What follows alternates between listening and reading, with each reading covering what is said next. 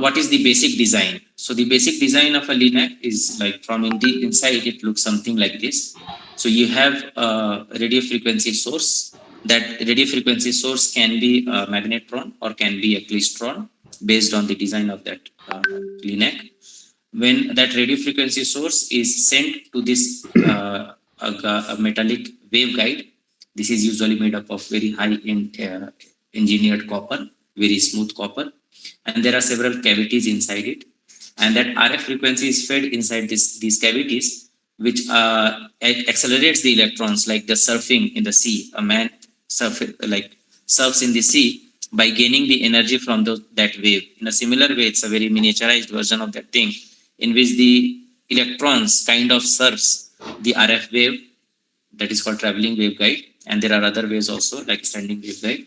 And these electrons then gain their energy and then they are accelerated.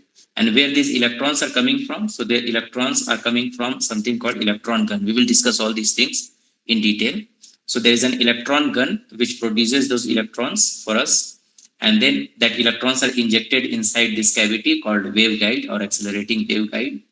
That waveguide is already fed with a radio frequency. That radio frequency is usually 3 megahertz, 3 gigahertz or something. And that energy is now used to accelerate this electron, and that RF wave accelerates this electron. This electron then hits a target here after bending through a magnet.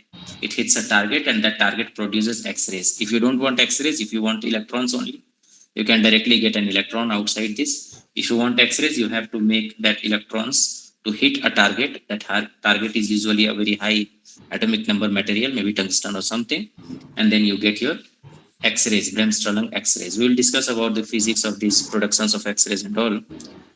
And then you collimate that X-ray.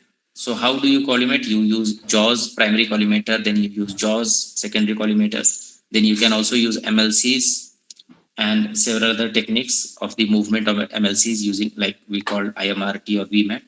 And then we can collimate those X-rays to target the tissue that we want to treat.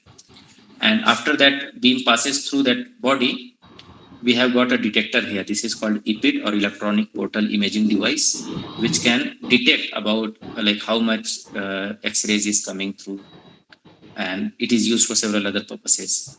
So this is a basic design of a LINAC. In some LINACs, you also have arms around, like there are 2 arms that I have shown in the previous image, which is a KV generator and a KV detector that is used for the proper localization of the patient. So that is an addition to the LINAC. So this is called couch.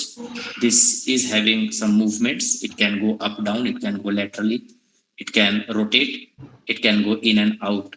So there are several movements to this couch which are used to set the patients very nicely. So this is the basics of LINAC.